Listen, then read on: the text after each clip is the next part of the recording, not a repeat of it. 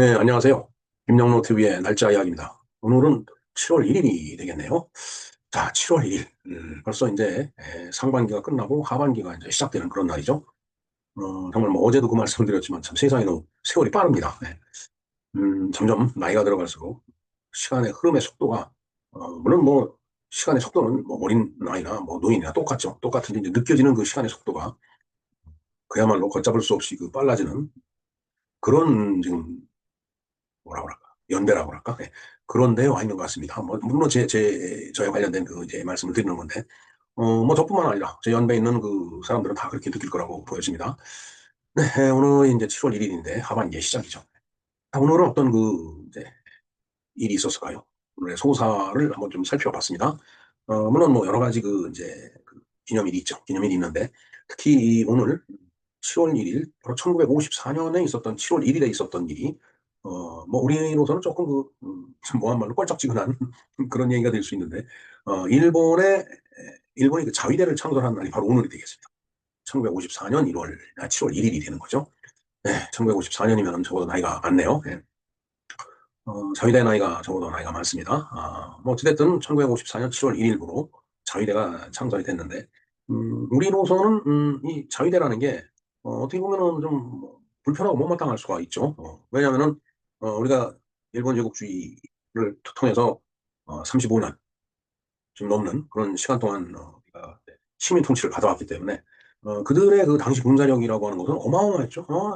그때 당시 일본 제국주의의 군사력이라는 게 아마 뭐 육군만 하더라도 몇백만 명 될 정도로 이렇게 이제 규모가 큰 그 군대였는데 2차 세계대전 즉 평양 전쟁이 끝나면서 일본이 무조건 항복을 했죠. 핵무기 두 방에.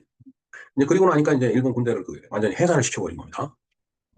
물론 이제 그때 당시에 그 포츠담 선언이 이제 그런 내용을 갖다가 이제 규정을 하고서 이제 해체를 해버린 건데, 뭐 점령군 사령관으로서 이제 메가다 장군이 이제 동경, 음, 그게 미주리함인가요? 하여튼 함상에서 이제 그 항공문서 그 조인을 받으면서, 일본을 통째로 이제 뒤바꿔버린, 이제 그런 그 역사적인 사실이 있는데, 그로부터 54년이니까 45년에 이제 그 어, 일본이 항복을 했기 때문에 약 9년 뒤에 일본이 자위대를 만들게 됩니다. 근데 자위대를 만들게 된 이유가 이제 또 떻게 보면은 우리가 그걸 또 빌미를 제공한 거 아닌가 하는 생각이 듭니다. 왜냐하면은 1950년에 그 6.25가 이제 발발이 되죠. 뭐 만일에 지금의 대한민국 남한이 그때 적화가 됐더라면은 바로 그 이제 일본의 목 아래다가 이제 이 단도를 들이대는 이제 그런 형태가 됐을 거예요. 공산주의 세력이 이제 그 바로 풀 밑에까지 이제 오는 건데 이제 그러다 보니까 만일에 대한민국 한반도에서 무슨 일이 일어난다라면은 일본으로서도 방어를 해야 되지 않겠어요? 그러나 이제 평화헌법이라는 것이 이 군대를 가질 수 없는 그런 상태로 이제 그 작성이 돼 있었기 때문에 일본으로서는 이제 정식 군대를 갖기는 어렵죠. 그래서 이제 정식 군대라는 그 표현을 쓰지 못하고 자위대, 셀프 디펜스 폴시스라고 돼 있죠. 자체적으로 그냥 외국의 그 침략을 받았을 때 방어만 하는 그러한 그 임무를 갖는 그런 이제 군대. 그런 군대를 갖다 이제 만들게 된 겁니다. 자, 그래서 이제 그걸 이제 자위대라고 이렇게 이제 우리가 그 해석을 하는데, 음, 뭐 어찌됐든 그 뭐 말이 정식 군대가 아니고 자위대라고 하지만은 그 자위대의 어떤 그 군사력이라고 할까? 그거는 뭐 웬만한 그 나라의 군사력 못지않죠. 굉장히 어마어마한 그 군사력을 갖고 있는 게 또 일본입니다. 그리고 결국은 이제 뭐 형식상으로는 전쟁을 할 수 없는 그런 나라가 됐지만은 그 이후에 이제 세계 정세가 자꾸 변하다 보니까 뭐 평화유지군을 파견한다든가 뭐 이제 이런 일들을 하는 거를 보면 이제 좀 뭐한 말이지만 야금야금 그 아베 수상 때 이제 그런 일을 벌였잖아요.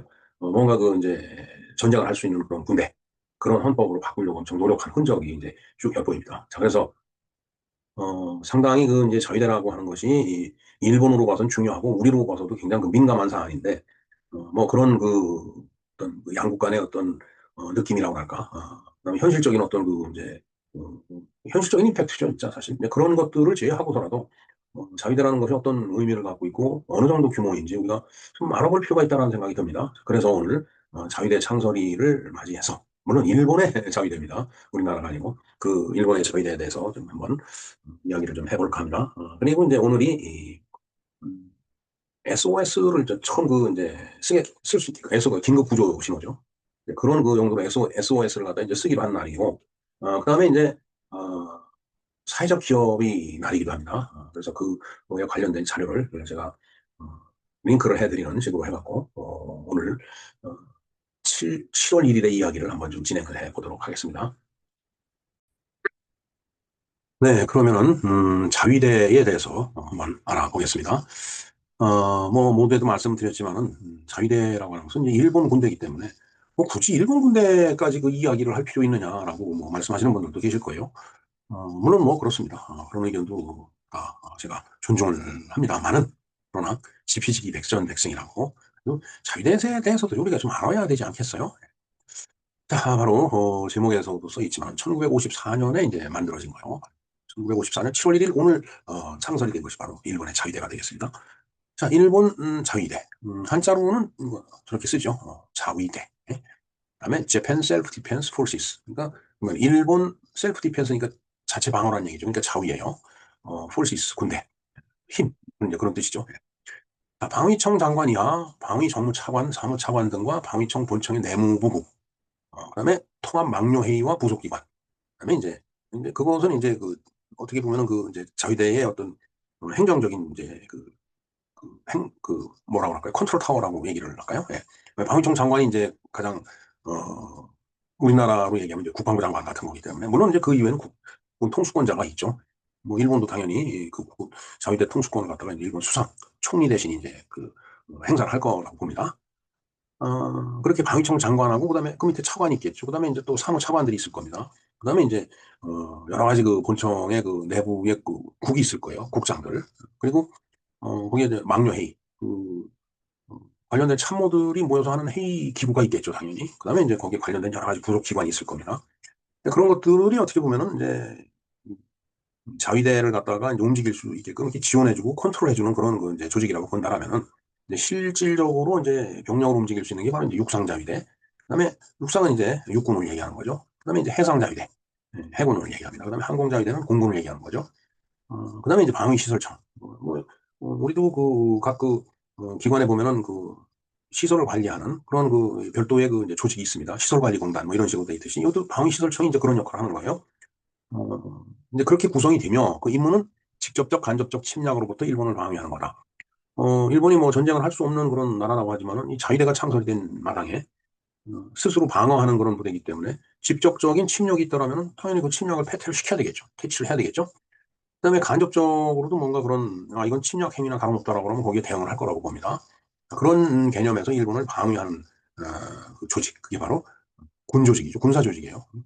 군대라고 얘기하기엔 좀, 어, 뭐 군대죠. 사실은 군대인데, 어, 군대를 보유할 수 없는 것이 일본의 평화 헌법이기 때문에 군대라기보다는 그냥 자체 방어하는 그런 조직이다. 이렇게 얘기를 하는 겁니다. 어떻게 보면 말장난일 수가 있습니다만은. 자, 3번 보겠습니다. 포츠담 선언 수락에 따라 육군 해군은 해체되었는데 공백 상태가 된 일본의 경비와 방위를 담당하게 하기 위해서 더글러스 메가더죠. 메가더는 경찰 예비대 7만 5천 명을 신설하고 해상보안청 8천 명의 증원을 일본 정부에다가 이제 지시를 했다라는 그런 얘기죠. 음, 육군 해군이 해체가 됐다. 뭐 사실은 태평양 전쟁을 수행한 일본의 육군과 그다음에 해군, 뭐 공군 이건 어마어마했죠. 사실은 뭐 이게 뭐 육군과 해군이 해체되었다고 하는데 공군은 해체 안 되었을까요? 뭐 다 여기서 누락이 된 것 같은데. 뭐 하여튼 일본 군대는 다 해산이 저기 해체가 된 겁니다.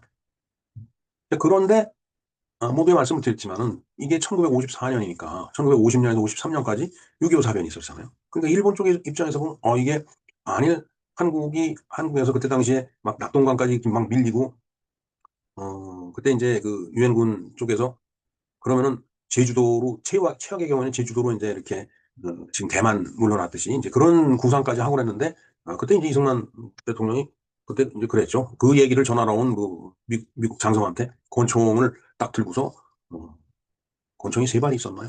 한 발은 밀려오는 적을 쏘고 한 발은 프란체스카 여사를 쏘고 한 발은 내가 자살용으로 쓰겠다. 나는 절대로 여기서 물러나지 않겠다라고 얘기를 했기 때문에 이제 그런 것들이 다 무산이 돼갖고서 이제 다시 뭐 이제 메가다 장군이 또 이제 인천 상륙 작전이라는 걸 감행을 해줬기 때문에 이제 모든 것이 이제 정상화가 다시 됐지만 서울도 수복하고 하여튼 그런 상황에 처해 있을 때 일본 쪽에서 가만히 보면 이거 불안하지 않겠어요?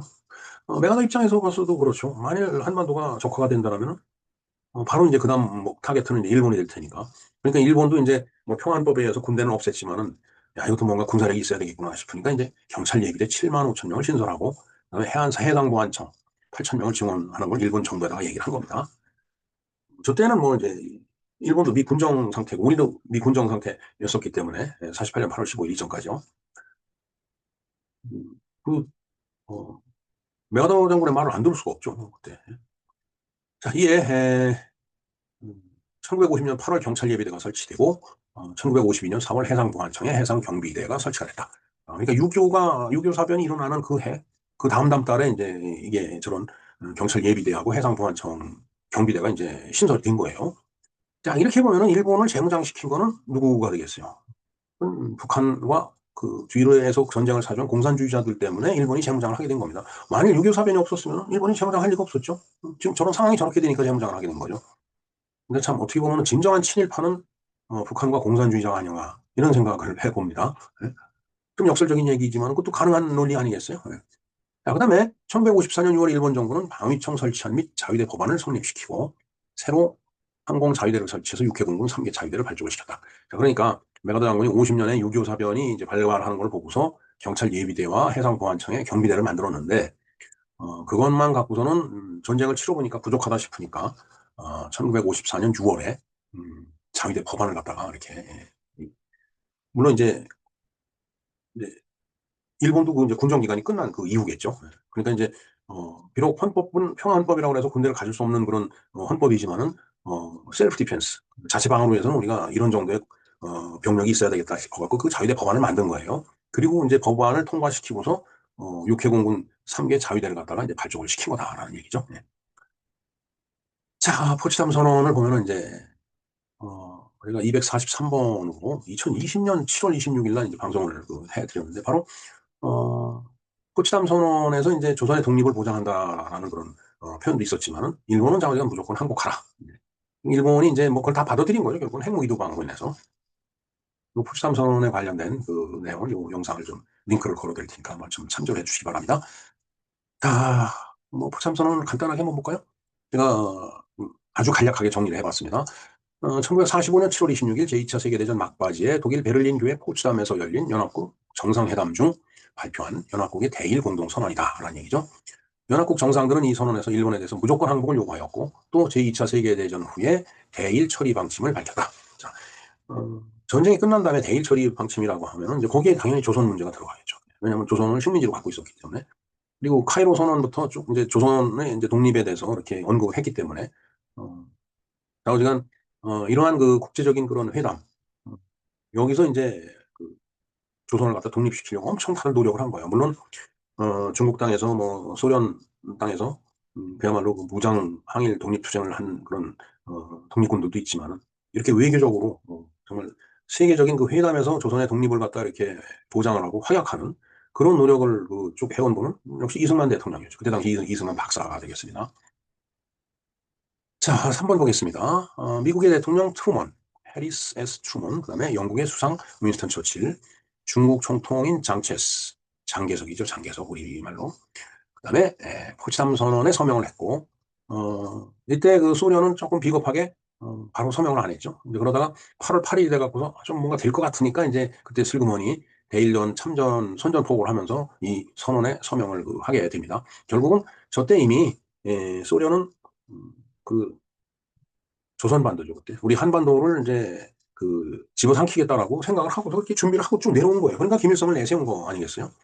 그러나 이제 일본이 항복을 하고 난 다음에 미국이 그 남하하는 소련군한테 통보를 했죠. 38선이 이 밑으로 내려오지 말라. 이제 이렇게 통보. 그때 사실 39도선을 잘랐어야 되는데 왜 38선을 잘랐나 모르겠습니다. 39도선을 잘랐으면 지금 같이 이런 고민은 덜 했을 것 같은데. 아, 뭐 어찌됐든 그때 그 소련은 부동항을 찾아갖고 뭐 하여튼 뭐 나무로 내려올 때였어요. 그건 뭐그 제정 러시아 때부터 그렇게 쭉 해온 일이고 고종이 통치하고 있었던 그 이제 조선 그리고 대한제국 그 과정을 거쳐가면서 저들한테 엄청 시달렸던 겁니다. 뭐 일본도 마찬가지죠. 음, 결국은 이제 일본은 저 사할린 그쪽 땅은 이제 다 소련 쪽으로 다 넘겨줬기 때문에 지금도 그 영토 분쟁이 있잖아요. 그 내놓으라고. 자, 뭐, 그건 뭐, 가외 얘기고. 자, 일본 자위대. 평화를 지키는 군대인가? 군대를 숨긴 평화국인가? 멋있는 말이 되겠습니다. 평화를 지키는 군대냐? 자위대가? 왜냐면, 전쟁을 하지 않지만은, 뭐, 전쟁하지 않는 국가지만은, 뭐, 그냥, 자체적인 그 방해를 위해서, 일본의 평화를 위해서 그야말로, 지키는 군대인지, 아니면은, 이게 또, 군대를 이렇게 숨겨놓고 평화국가인 척 하면서, 나중에 이게 뭐 다른 역할을 하는 거 아닌지, 뭐, 이런 거에 대한 의구심이 있는 거예요. 1945년 8월 제2차 세계대전이 끝나고 폐허가 된 일본. 그들의 패전은 단순한 군사적 패배가 아니라 천황대를 정점으로 한 국가 시스템 전체의 붕괴를 의미를 했습니다. 예. 사실은 히로히도죠. 히로히도 천황을 메가다와 입장에서 뭐 없애버리라고 했겠죠. 근데 이제 서로 협상을 하는 과정에서 이 천황만큼은 건드리지 말아달라고 일본 쪽에서 얘기를 했을 거라고 봅니다. 그런데 이제 거의 신적인 존재로 이렇게 추앙을 받고 있었기 때문에, 야, 천황은 그 신이 아니고 인간이다. 그러니까 인간으로서 내려와라.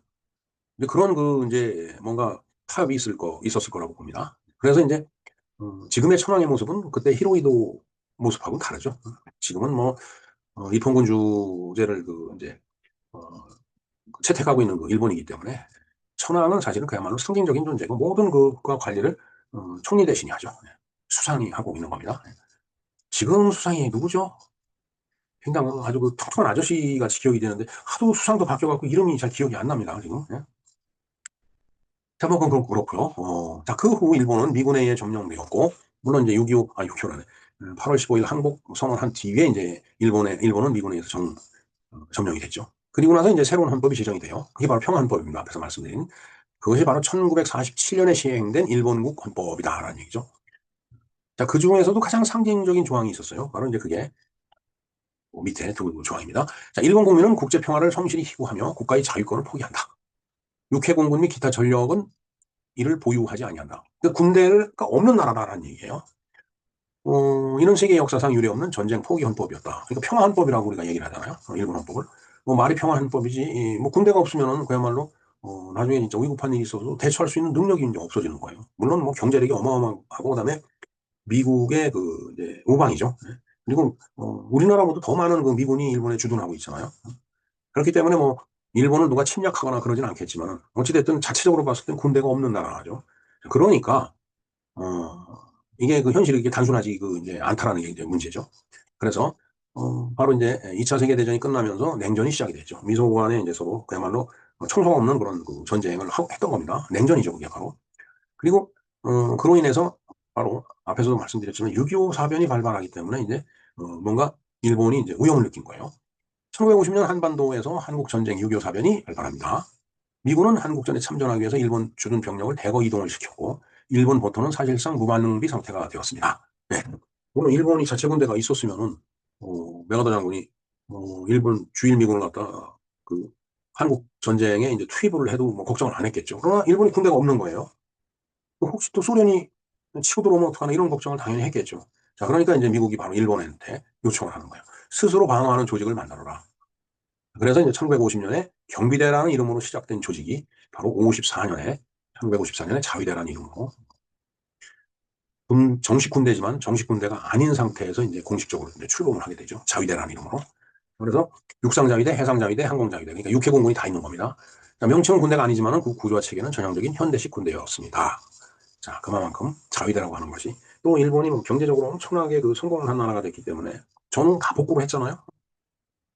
자, 그래서 육해공군이 그대로 다시 생긴 거예요. 근데 그러면서 워낙 경제적으로 대국이다 보니까 뭐 거기에 전체 GDP의 몇 퍼센트만 방위비로다가 충당을 해도 어마어마한 군대가 되는 겁니다. 무기도 그렇고. 물론 다 뭐 미국 무기를 이제 쓰다가 썼겠죠.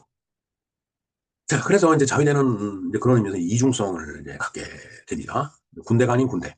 군대이면서 군대가 아니고 또 군대가 아니면서 군대인 그게 바로 자위대죠. 그래서 이중성이라고 합니다. 자, 자위대는 헌법에 어긋나는 군대라는 논란을 피해가기 위해서 일관되게 군대가 아니다라고 주장을 했습니다.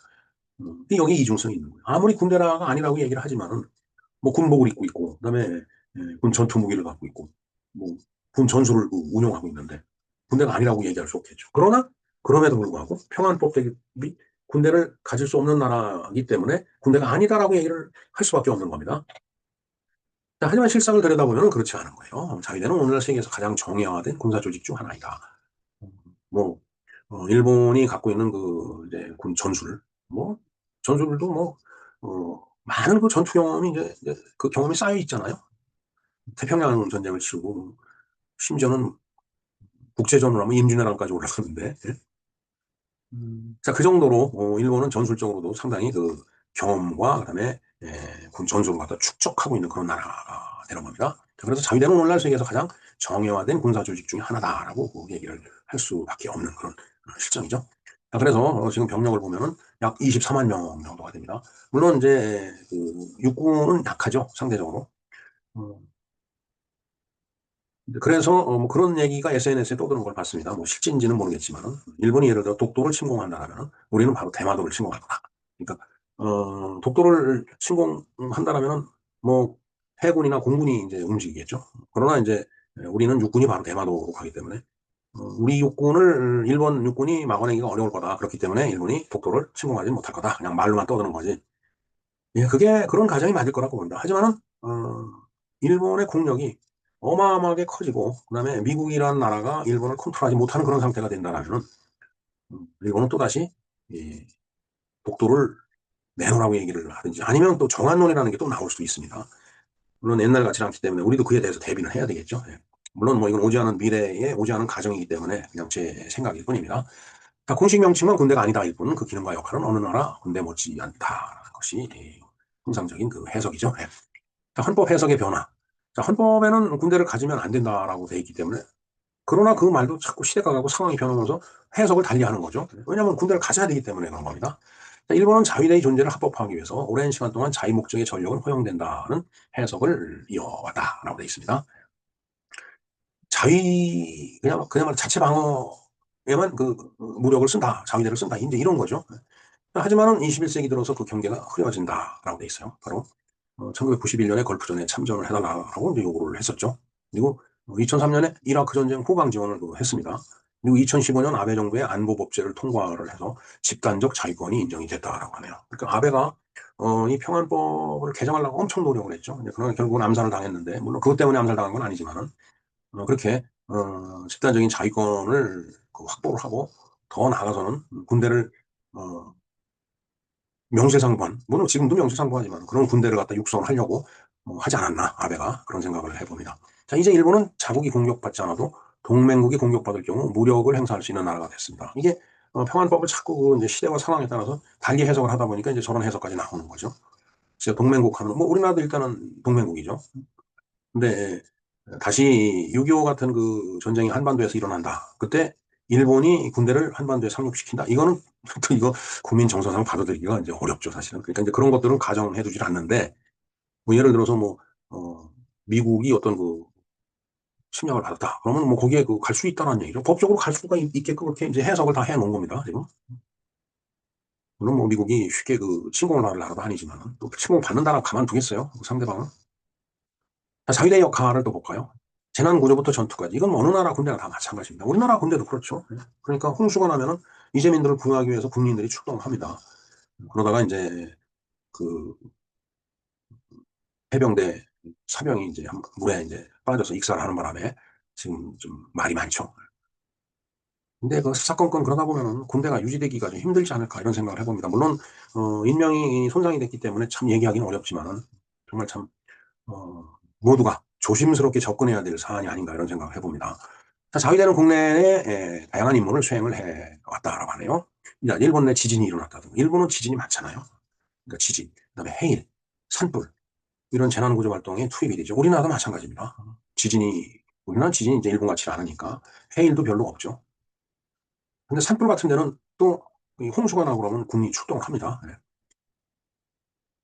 그다음에 유엔 평화유지군 아까 얘기했죠. PKO 활동을 하고 있습니다. 그다음에 이제 소말리아 해역에 해적 퇴치를 하는 데도 갔었고요.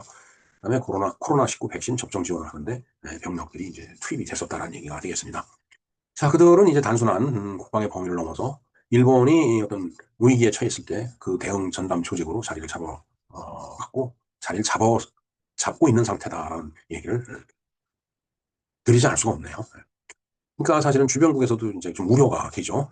왜냐하면 지난 그 20세기 초반에 너무나 이제 아시아를 뒤흔들어 놨기 때문에 그에 대한 그 두려움이 또 우려가 있는 거예요.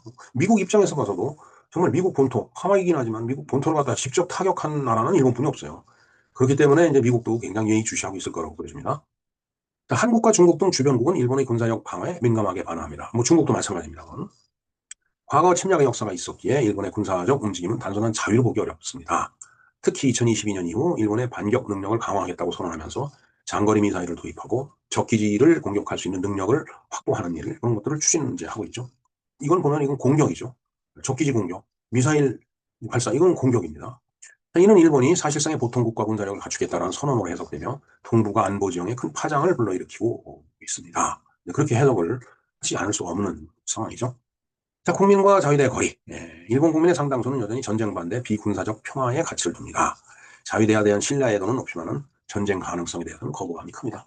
일본도 그 트라우마가 있을 거예요. 정말 그 19세기 말 20세기 대륙으로 진출하면서 침략 전쟁을 벌리면서 그 수백만의 군대를 유지하느라고 일본 국민들이 얼마나 뼈빠지게 또 일을 했겠어요. 그러니까 그 트라우마가 이제 남아있겠죠. 아, 전쟁을 하면 더군다나 우리는 원자폭탄을 맞은 그 기억이 있는데 전쟁을 하면 안 된다. 이런 그 거부감이 당연히 있을 거라고 보여집니다. 그래서 자위대원들의 입장도 복잡해질 수밖에 없죠. 이게 뭔가 일이 터졌을 때 국가를 지키겠다는 사명감 분명히 있을 겁니다. 군복을 입고 있는 이상은.